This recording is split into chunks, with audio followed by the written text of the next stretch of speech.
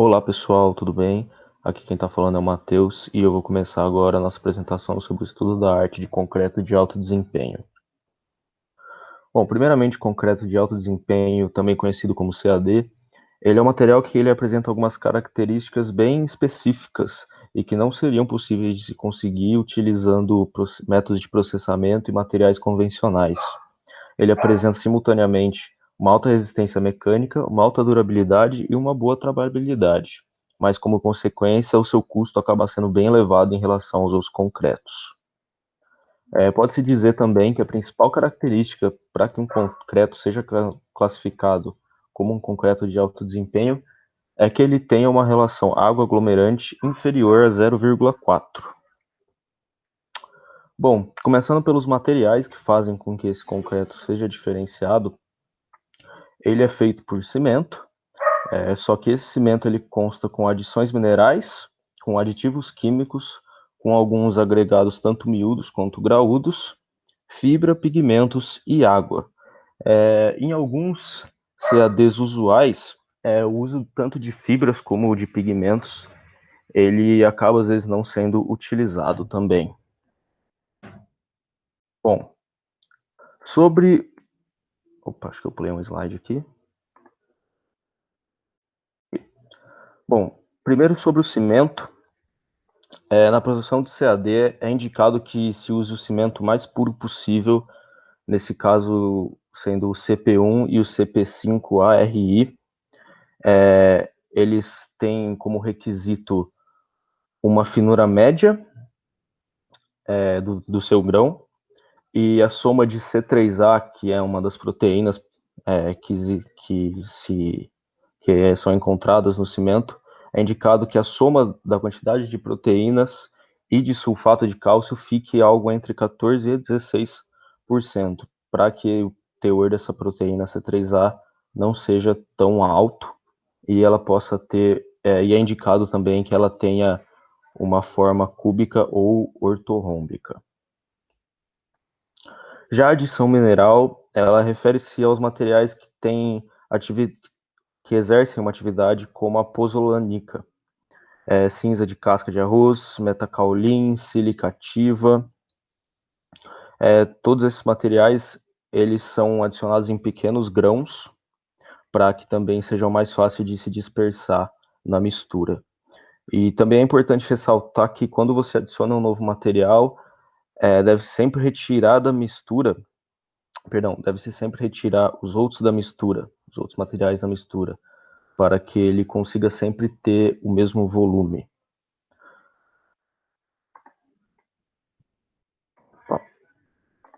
Bom, já em relação aos aditivos químicos, os aditivos químicos mais comumente usados são os plastificantes, que têm como função a melhora da consistência do concreto sem aumentar muito a quantidade de água que ele precisa.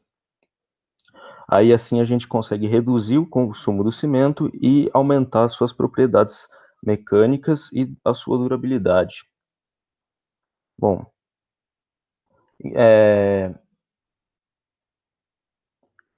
já em relação aos agregados que devem ser escolhidos, é ideal que eles tenham uma finura entre 2,7 e 3, sem partículas muito finas, para que assim eles possam ter a forma mais cúbica possível e tenham o seu menor diâmetro possível, para que eles também sejam mais facilmente dispersados no meio da mistura.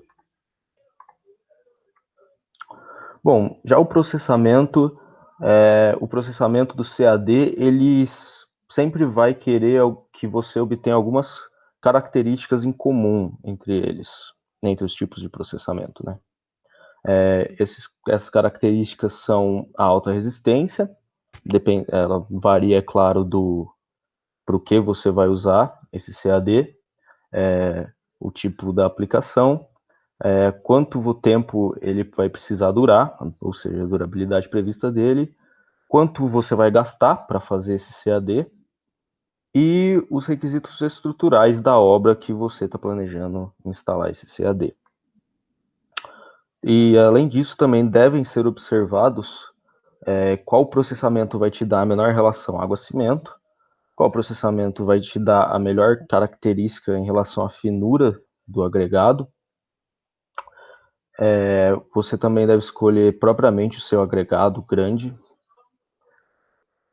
e também deve se manter atento ao módulo de deformação longitudinal que o seu CAD tem.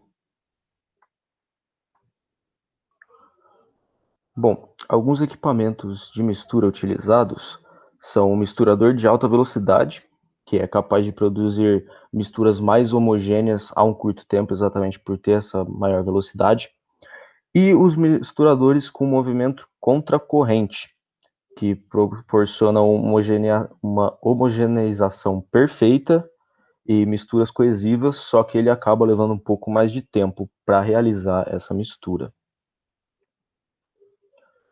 Bom, existe uma sequência que deve ser respeitada em relação à adição dos materiais e ela tem um tempo um pouco maior, ela demora um pouco mais para ser efetuada do que em relação a quando a gente está fazendo um concreto comum, porque ela precisa atingir uma certa dispersão apropriada para você poder continuar com o processo. E esse tempo também depende bastante da experiência dos operadores que estão ali realizando o processo.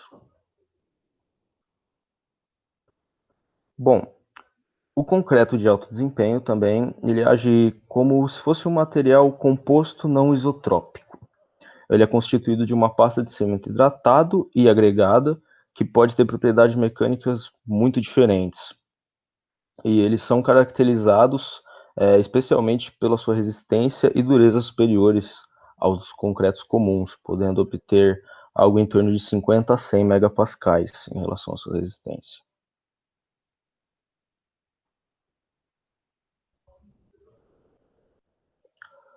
Bom, as propriedades que mais apresentam contraste do CAD quando são comparadas com o concreto comum, sem dúvida, é a sua retração autógena, é a sua resistência à compressão, o seu módulo de elasticidade e o efeito que ele sofre em altas temperaturas.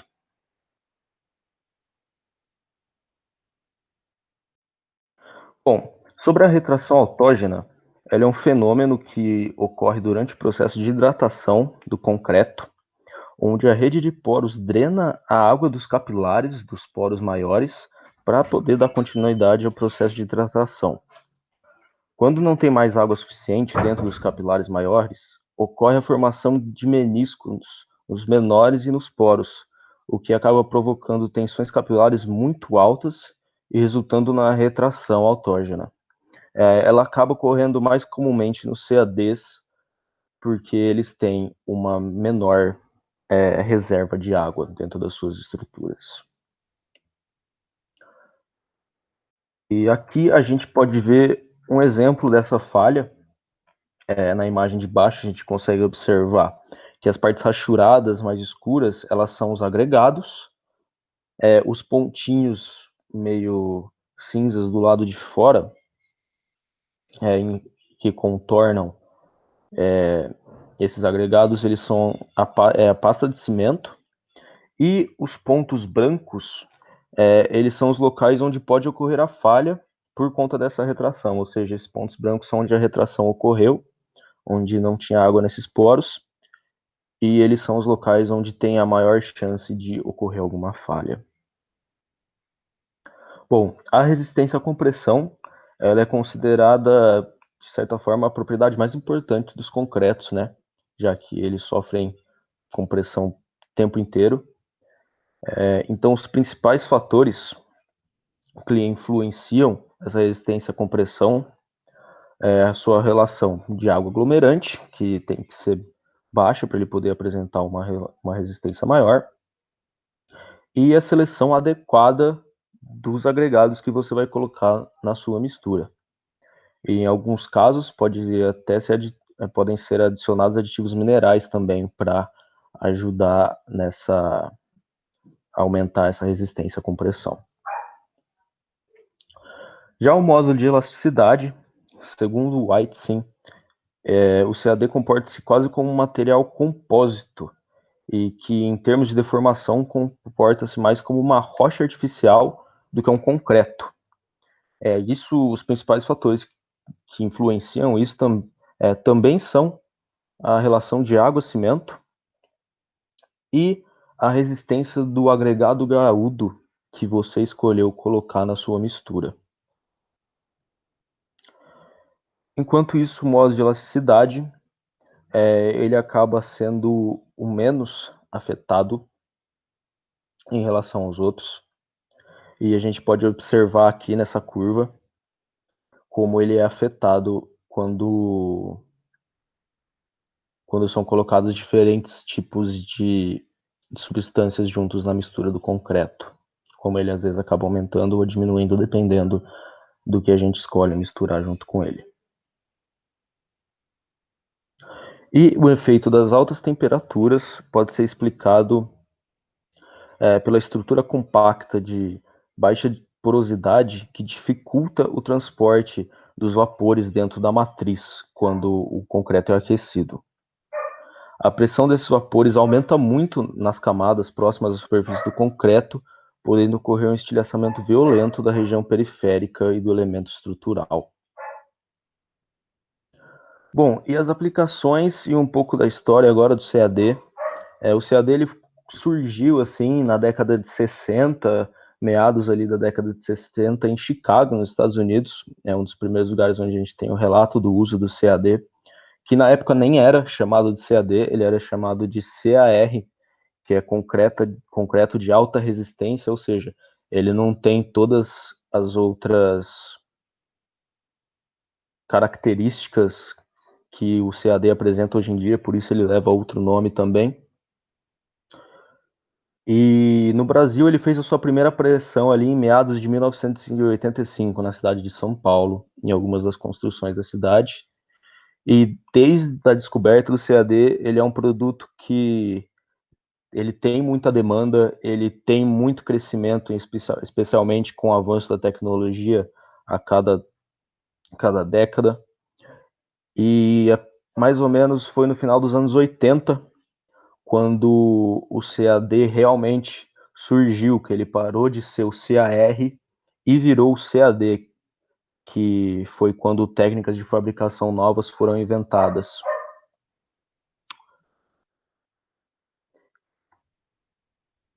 E aqui a gente tem alguns exemplos de prédios famosos que fizeram uso do CAD, né? Como o Burj Khalifa em Dubai, que é o prédio mais alto do mundo, e a E-Tower em São Paulo, que é um centro de inovações aí do nosso país.